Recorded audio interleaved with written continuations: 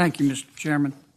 Mr. Secretary, I've read that police officers have encounters every year with about 60 million Americans.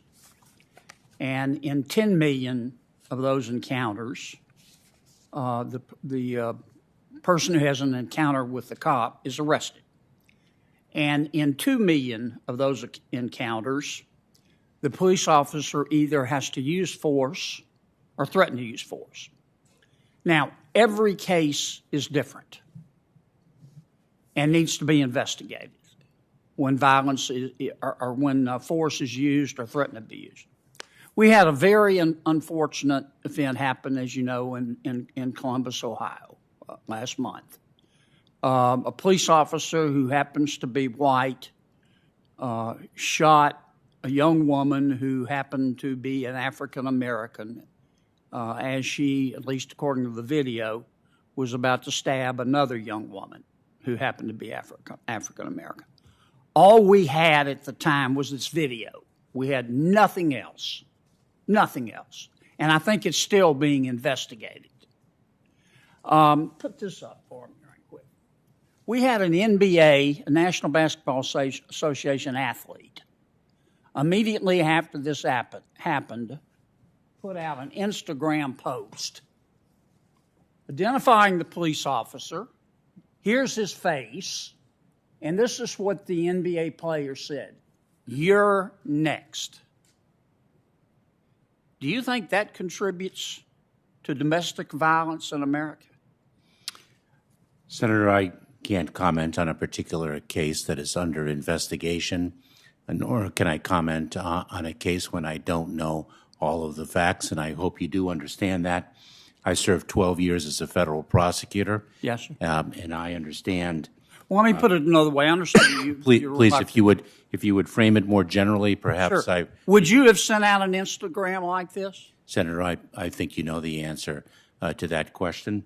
No? Is the answer no?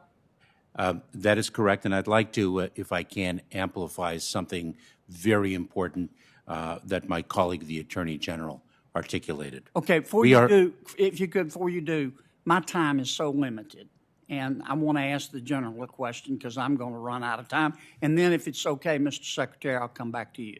I'd welcome that. Thank you, sir. General, I appreciate all your efforts.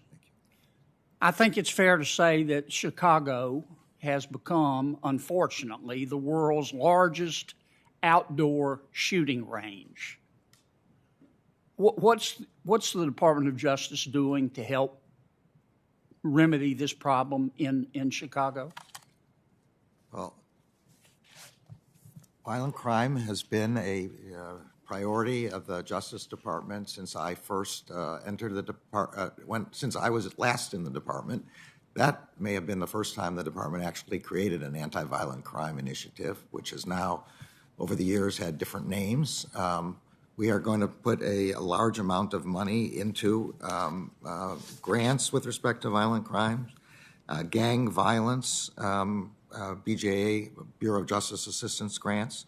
We spend $8.6 billion in FY21 on violent crime, both on prevention. But what about Chicago? Yeah, on the specifics of Chicago, I don't know, but we will provide the resources that the city needs to assist it in its efforts against violent crime. I don't know specifically, although having been born and raised in Chicago, I'm at least as concerned as you are about violent crime in that city. Yeah, so you're giving them money? We're giving them money, and we have law enforcement. We have a United States Attorney's Office, we have the FBI, we have the DEA, we have the ATF, we have the U.S. Marshals. All are focused on many different areas, but one of which is violent crime, and in particular, gang violence. Okay. Let me get back to the Secretary.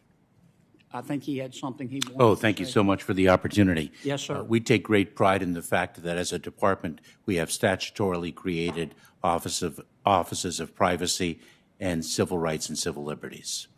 And it is a very, very important constitutionally, as a matter of constitutional law, that we both protect and safeguard individuals' right of speech and right of assembly, yet we address with all our law enforcement capabilities those who really predicate acts of violence on false narratives and dangerous ideologies. And it's the acts of violence that we are focused upon. But I wanted to draw a clear line, which is not always easy to draw, but we're very focused on it because it speaks to the principles and values that guide everything that we do. Thank you, Mr. Chairman.